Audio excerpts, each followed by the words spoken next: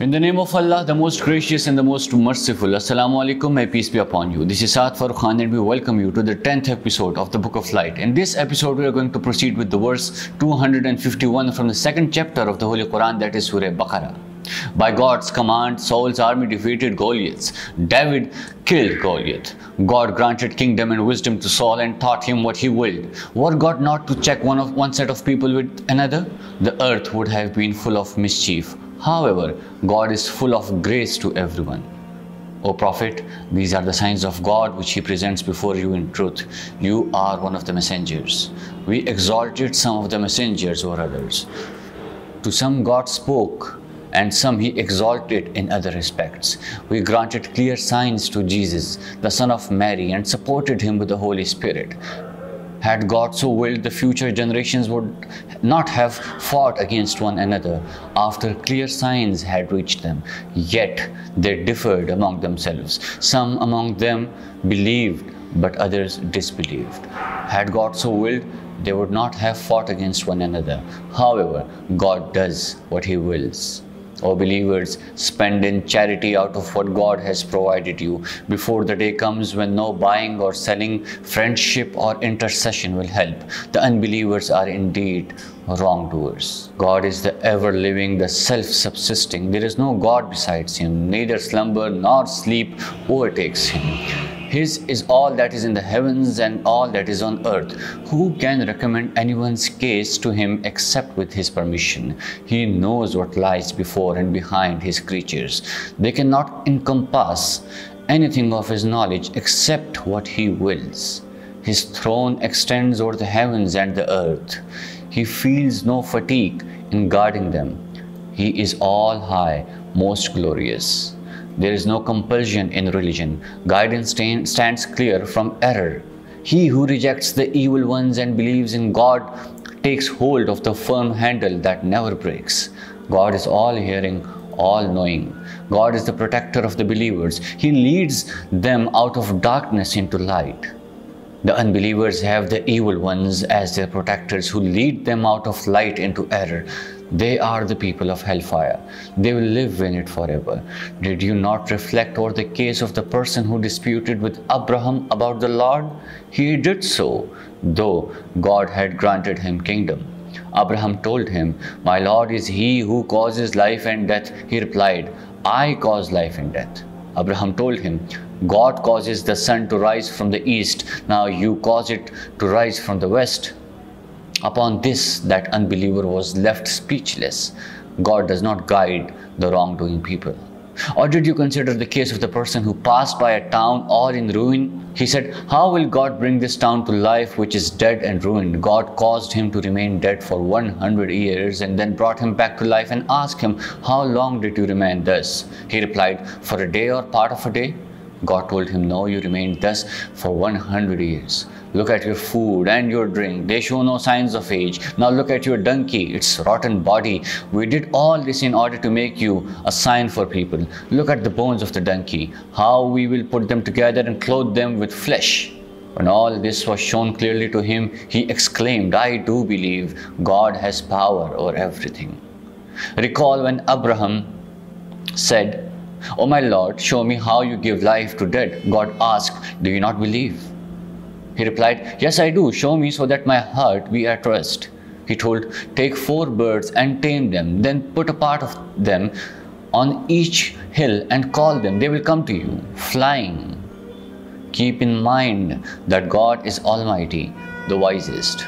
The example of those who spend their wealth in the way of God is that of grains of corn which grows 7 ears.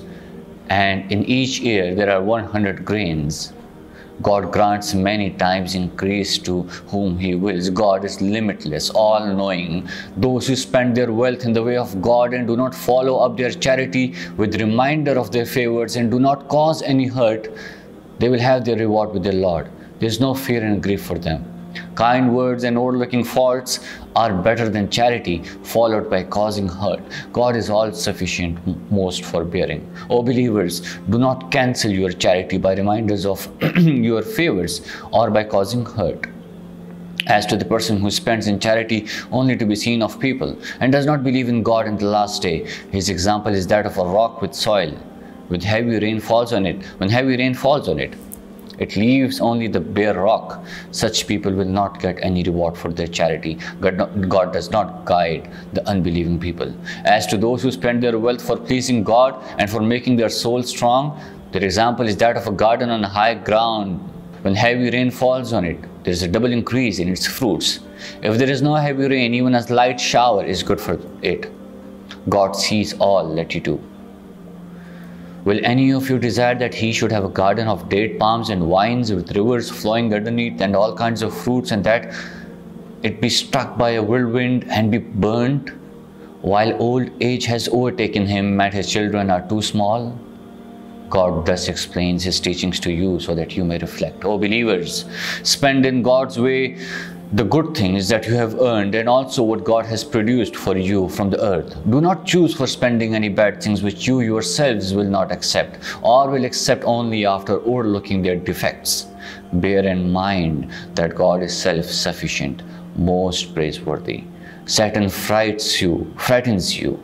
Satan frightens you with poverty and asks you to do evil. God promises you his forgiveness and grace. God is limitless and all-knowing. He grants wisdom to whom he wills. He who is granted wisdom is granted much good. Only the people of understanding take a lesson. God knows well what you spend in charity or what you vow. The wrongdoers will have no helper. If you give your charity publicly, it is all right. However, if you pay it privately to the needy, it is better for you. It will remove from you some of your sins. God is aware of all that you do. O prophet, you are not responsible for setting these people on the straight way. It is God who guides whom he wills. Whatever you spend in charity, it is to your own benefit. You should spend it only in order to please God. Whatever you spend in charity will be repaid in full to you, and you will not be wronged. Charity is for such needy persons who, being engaged in God's way, cannot move about in the land seeking work or trade. He who is unaware of their conditions takes them to be wealthy because of their self-respect. You can recognize them by their faces, though they do not go about begging people. Whatever you spend in charity, God knows it. Those who spend their wealth in charity day and night, in secret and in public, will have their reward with their Lord. There is no fear or grief for them. As to those who divorce usury, interest, they behave like them whom Satan has driven to madness by his touch. In this state, they say trade is same as usury. But God has made trade lawful and usury unlawful. So he who, after receiving guidance from God, gives up dealing in usury may keep what he got in the past. His case rests with God. However, those who continue dealing in usury, they are the people of the hellfire. They will live in it. God forbids usury while he blesses charity. God does not love him who disbelieves and continues doing sins. Those who believe, do good, are regular in prayer and pay zakah, their reward is with their Lord. There is no fear and grief for them. O believers, fear God and give up the outstanding usury.